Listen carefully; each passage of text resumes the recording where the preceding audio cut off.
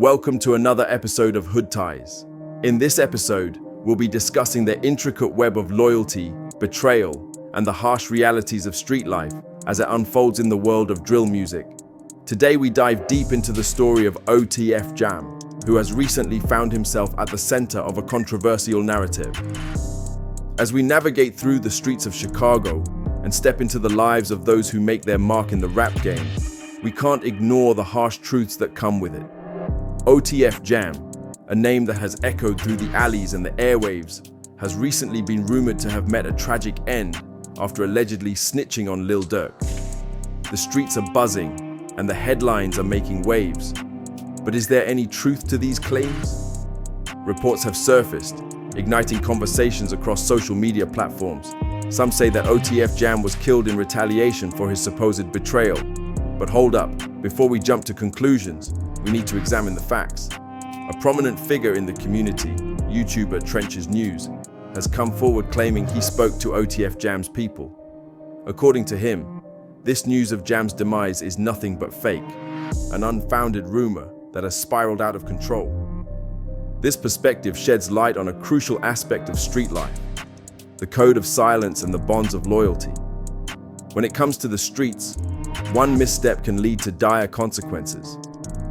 The question remains, if Jam is indeed alive and well, why the sudden uproar about his supposed betrayal? As we dive deeper, we come across another element of this unfolding drama. OTF Jam recently took to his Instagram, where he made a bold statement claiming that Lil Durk himself had snitched on him in one of his tracks. He references a line from Durk's song that reads, "If Jam get out that jam, I'll give him 50, he ain't gotta ask again." Jam asserts that this line put him on the radar of law enforcement, implying that Durk's lyrics were a betrayal disguised as friendship. In a world where words carry weight, this is a serious accusation. Jam tweeted, "Call me a rat or a snitch, but rappers snitch on themselves all the time." This statement is layered with irony and reflects the complex nature of authenticity in rap culture. We often hear artists bragging about their past and their actions, but at what cost? Let's take a moment to unpack that. Jam's claim raises a fundamental question about the role of lyrics in shaping our reality. When artists write about their experiences, whether it's violence, crime, or betrayal, are they simply expressing their truth? Or are they inadvertently putting themselves and their associates in danger?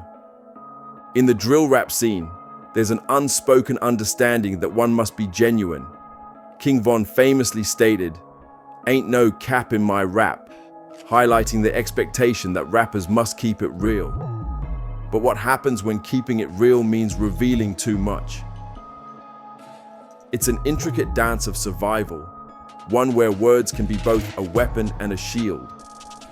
When OTF Jam raps about his past, claiming he was the little gangster killing the big homies, he is doing more than just storytelling. He's painting a target on his back. And this brings us to the heart of the matter. OTF Jam's lyrics in his song Federal Freestyle are a prime example of what can happen when artists become too comfortable with their narratives. In a world where every bar can be scrutinized, Jam's self-identification as a killer raises eyebrows. He acknowledges that rappers often snitch on themselves, but he fails to recognize that he too is part of that cycle. We're witnessing a culture where the lines between art and reality blur. The truth is, in the world of drill music, every verse can be a confession. When you rap about your life, you're not just sharing your story, you're potentially implicating yourself. So, what does this mean for the future of drill rap? It's a double-edged sword. On one hand, artists are encouraged to be authentic, to share their truths without fear. On the other, this authenticity can lead to real-life consequences that extend far beyond the studio. Jam's situation also highlights the chaotic nature of loyalty in this world. When he raps about his associates and their roles in the streets, he's giving insight into his crew, potentially exposing them to danger. By giving consent through his lyrics for others to rap about their crimes, he is perpetuating a cycle of snitching that is deeply ingrained in the culture.